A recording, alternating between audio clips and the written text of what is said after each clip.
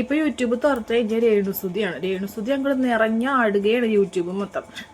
ഇത്രയൊക്കെ ഹൈപ്പ് കൊടുക്കേണ്ട ആവശ്യമുണ്ടോ രേണുവിന്റെ വീഡിയോസിന്റെ കമന്റ്സിന്റെ അടിയിൽ മൊത്തം നമുക്ക് കാണാവുന്ന ഒരു കാര്യമാണ്. എന്തൊരു അഹങ്കാരാണ് ഈ കുട്ടിക്ക്, എന്തൊരു അഹങ്കാരം ജാടയാണ്, താനെന്ന ഭാവം കൂടുതലുള്ള ഒരു പെണ്ണ്. എന്തിനും ഇങ്ങനെയൊക്കെ പറയണേ? ഇങ്ങനെ അഹങ്കാരം താനെന്ന ഭാവം ഉണ്ടാക്കി കൊടുത്തത് നമ്മൾ തന്നെയല്ലേ. അവരിയ്ക്കണോടത്ത് നിൽക്കണോടത്ത് നടക്കണോടത്ത് ഒക്കെ ക്യാമറയും കൊണ്ടുപോവാ. ഇല്ലാത്ത ഇന്റർവ്യൂസ് ഒന്നുമില്ല, രേണു ഇല്ലാത്ത ഇന്റർവ്യൂസ് എന്ന് പറയുന്നത് ഒന്നുമില്ല. ഇതുപോലെയൊക്കെ നമ്മൾ ഭയങ്കര ഹൈപ്പിൽ കൊണ്ട് നടന്നപ്പോൾ രേണുവിന് എന്നെ തോന്നി തുടങ്ങി ഞാൻ വലിയൊരു സംഭവമാണ്, ഞാൻ വലിയ സെലിബ്രിറ്റി ആയി എന്ന് രേണുവിന് എന്നെ മനസ്സിലായി തുടങ്ങി.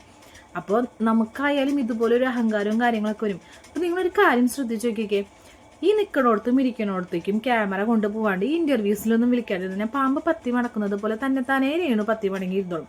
നമ്മളിത് ഭയങ്കര സംഭവമായിട്ട് കൊണ്ടു കൊടുക്കുമ്പോൾ ആള് ഞാൻ വലിയൊരാളായിട്ട് ഉള്ള ഭാവമാണ് ആൾക്ക്. അപ്പൊ ലോകത്തെ ആദ്യത്തെ വിധവ രേണുസുതിയല്ല, അതുപോലെ ലോകത്ത് ആദ്യമായിട്ട് വയറ് കാണിച്ചത് രേണുസുതിയല്ല. പിന്നെ നമ്മുടെ ചാനൽ എല്ലാവരും സബ്സ്ക്രൈബ് ചെയ്ത് എല്ലാവരും എന്നെ സപ്പോർട്ട് ചെയ്യണേ.